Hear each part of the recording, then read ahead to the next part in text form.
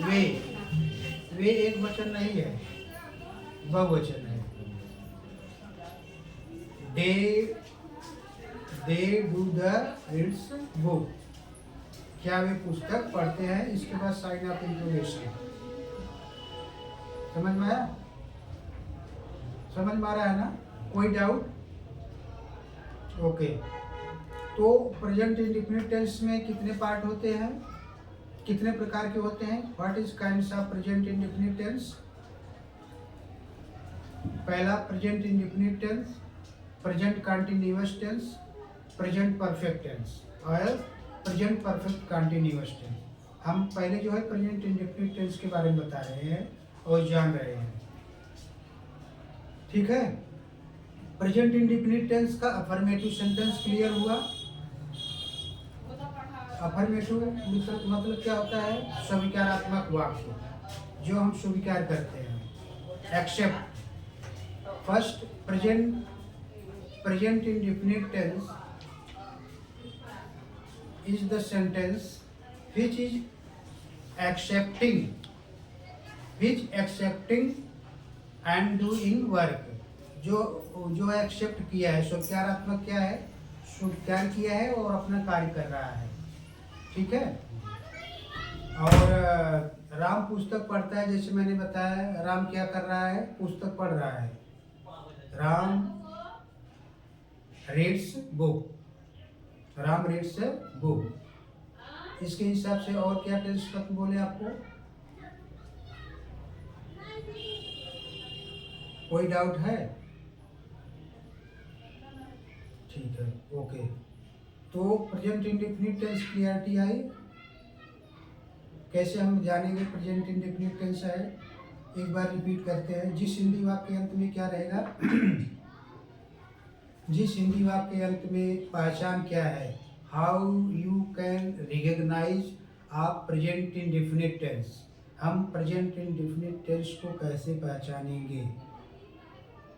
It is the simple things that, जिस हिंदी वाक्य के अंत में ता है, ती है, ते है, ता हूँ आदि आता है, तो उसको क्या कहते हैं?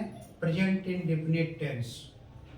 लास्ट में हमने ताती देख लिया, तो उससे हमें मालूम हो गया प्रेजेंट इंडेफिनिट टेंस है, ठीक है। प्रेजेंट इंडेफिनिट टेंस का ये अफर्मेटिव सेंटेंस है। तो सिंपल सा है, राम पुस्तक पढ़ता है, राम रीड्स बुक।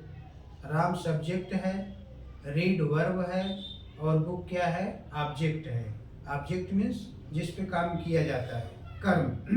कर्ता क्रिया कर्म। समझ में आया कि नहीं?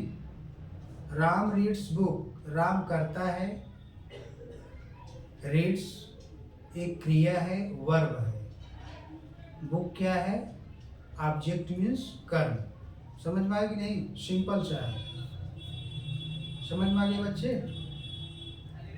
ओके। नेगेटिव सेंटेंस, इसमें नेगेटिव सेंटेंस भी है। राम पुस्तक नहीं पढ़ता है, इसमें क्या करेंगे?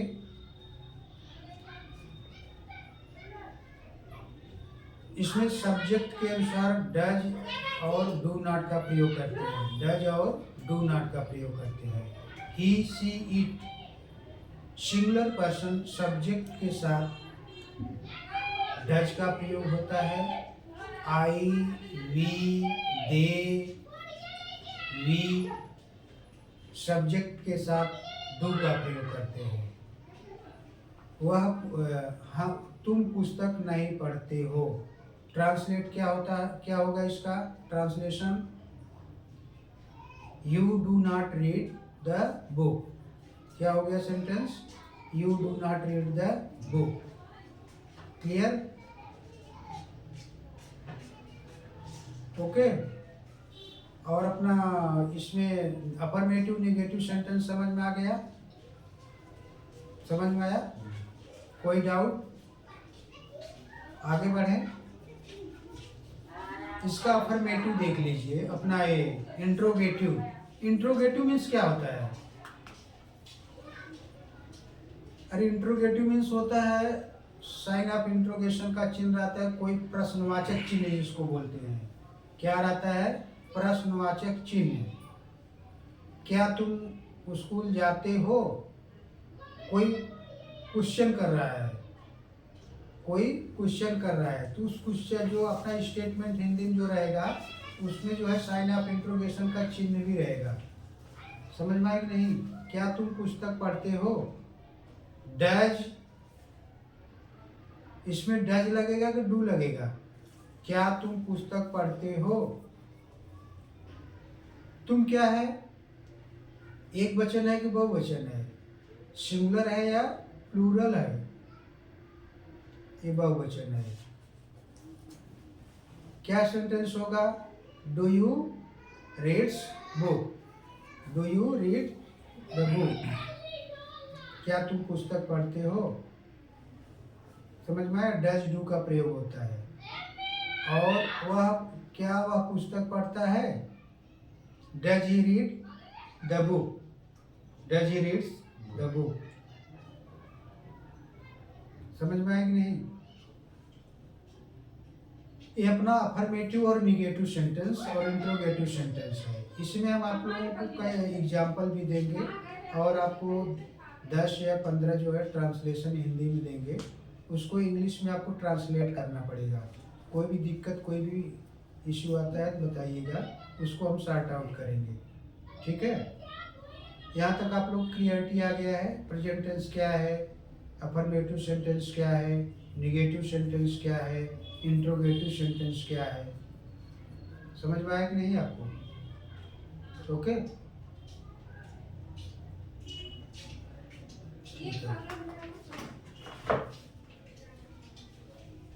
कितना टाइम हुआ महाराज?